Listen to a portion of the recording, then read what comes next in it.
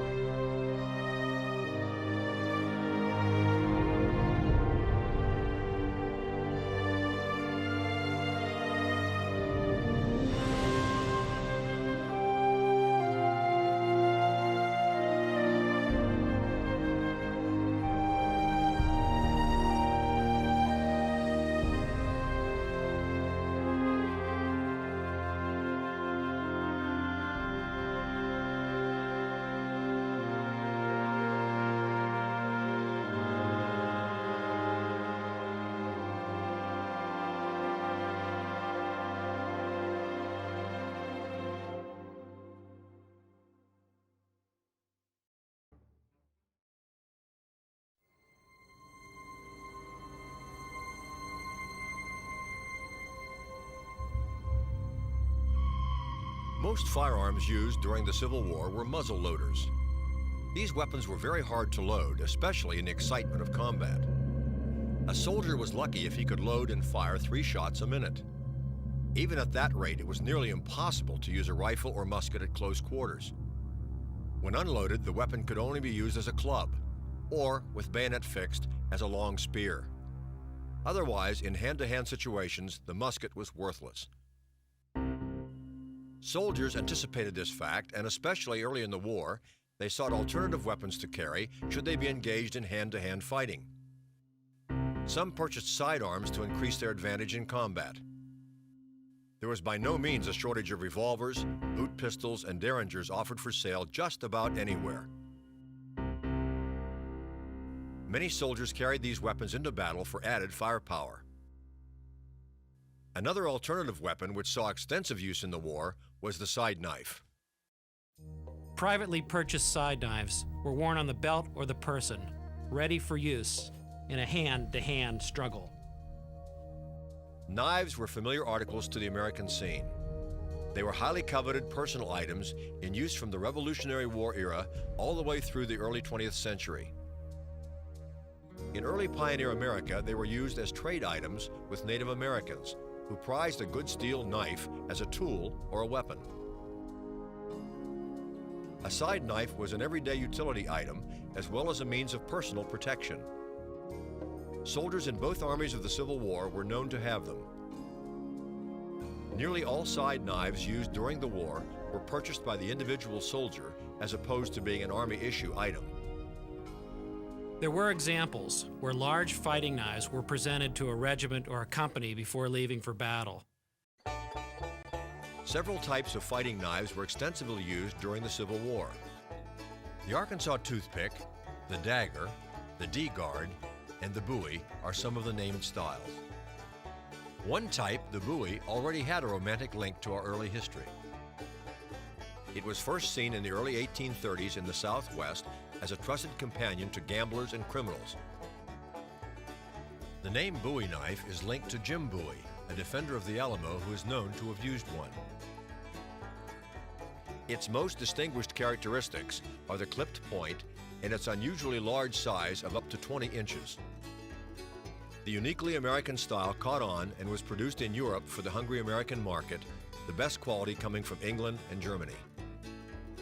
American blacksmiths also manufactured many fine Bowie knives. The most common use of side knives was in the Confederate Army. Many Southern soldiers were armed with enormous blades in the early days of the war. This particular knife was made out of a sword. It was actually a sword that was shortened, cut down and shortened into the form of a knife. It has a clipped point like a Bowie knife because that was a popular style in which knives were made.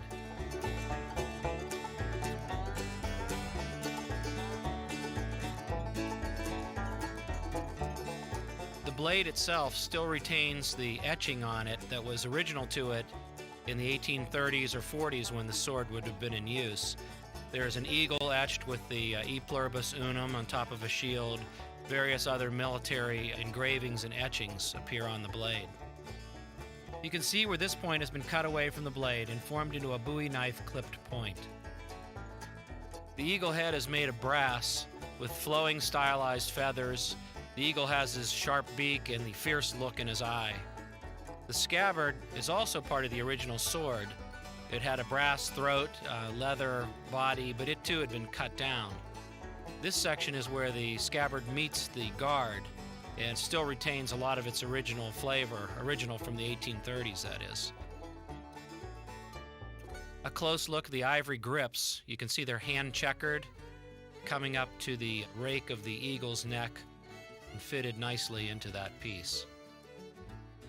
This former sword makes a very long knife and is an attractive piece to be used in a close fight. This is a typical Confederate dagger. It's a spear point dagger. It has a leather scabbard, wooden handle, and a steel blade. The blade is roughly straight. The scabbard has a tin tip and a tin throat. These are typical elements of Confederate-made pieces. Confederate-made, that is, for the war. Distinguishes them from regular everyday knives that would have been used by hunters or common people. Again, another dagger, a spear point dagger that has a swell on the end of the blade.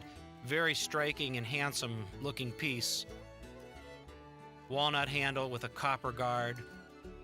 A very nicely, artistically made blade. The spear point is very, very nice and sharp, as you can see at the point. This would have been a very preferable knife to have in a fight. It makes a nasty wound. The spear point is kind of wide if you look at it in a cross section, but when lunged or struck at an opponent, it makes a very nasty wound. This is another example of a fighting knife or dagger. This one was engineered for killing. This particular knife is about 8 inches long. It has a bayonet-like tip of good steel, 4-sided instead of the normal 2-sided. Lightly scratched into the walnut handle of this fighting knife are the words "taken at the Battle of Bull Run," then the date 1862. This attests to its use on the battlefield. The handle of this knife is formed so that it fits nicely into the hand, comfortably. The blade itself, because it's shaped like a bayonet with 4 sides, would make a wound that was very hard to heal. It would open a hole that just wouldn't close. So this knife, particularly, was made as a killing machine. This stag-handled fighting knife, or Arkansas toothpick, is 16 inches in overall length. It's made of very hard steel, probably by a blacksmith. Again, a stag handle, a brass guard, leather scabbard. This knife, too, was engineered strictly for fighting and no other purpose. You can see at close quarters what great reach this knife would have for slashing, hacking, or even just simply stabbing. This is the classic Confederate D-guard knife. It's 19 inches long. It's almost a short sword. As you can see, it too has a spear point blade, a straight blade that's tapered on both sides. It's sharp on each edge. It has a D-guard which protects the hands of the person carrying it, wooden handle, steel mounts, and curiously, on this particular specimen is carved the date 1776. The 1776 is significant, not because it's the date this blade was made, because it wasn't, but because it's the date of America's first war for independence. The Confederates often used this date to relate to, because they too believed they were fighting for their war of independence in 1861. As attractive as it seemed to carry one of these large knives, it was also difficult.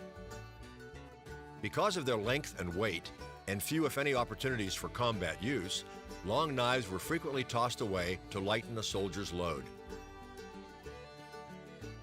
Although some blades found targets in combat, most had been abandoned long before. The very idea that the enemy carried such a formidable weapon was food for conversation long after the war ended. Confederate knives especially represented an authentic view of what a Union soldier expected to encounter in combat. As foreboding as they seemed, fighting knives actually did very little fighting.